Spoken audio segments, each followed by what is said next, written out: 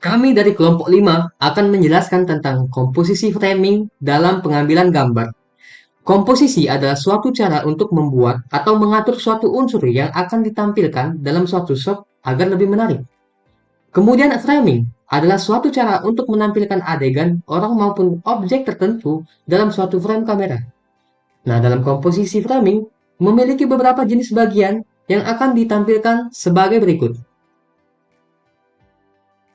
Yang pertama ada headroom. Ketika kita membuat frame dengan subjek manusia, ada yang namanya headroom, atau ruang antar kepala dengan frame atas. Kita harus mengatur ukuran antara ujung kepala dengan frame atas. Usahakan posisi kepala di tengah-tengah frame, tidak terlalu tinggi dan tidak terlalu rendah. Kemudian ada nose room. Berbeda dengan headroom, untuk mengatur komposisi nose room, kita harus mengatur space di depan subjek manusia kita.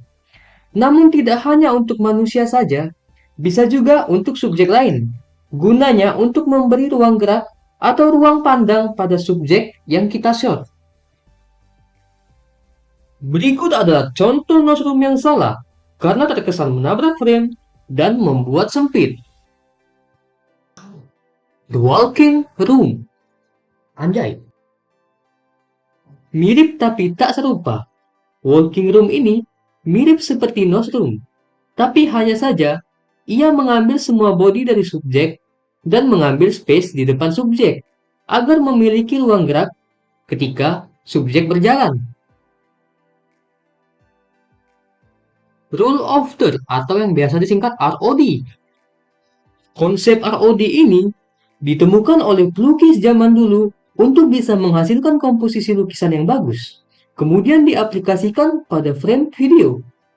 Caranya adalah membagi frame menjadi 3 bagian, baik horizontal maupun vertikal. Kemudian salah satu objek diletakkan pada titik pertemuan antara 3 bagian tadi. Kemudian ada sendi rule. Sendi rule merupakan komposisi atau cara khusus untuk kita memotong subjek. Usahakan perpotongan frame berada di antara persendian, jangan berada di titik sendi, karena akan terkesan kita memotong subjek.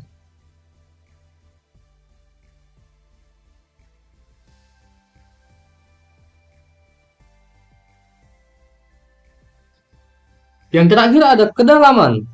Untuk menggunakan komposisi ini, manfaatkanlah foreground, berfungsi untuk membantu gambar agar tidak terkesan flat dan datar.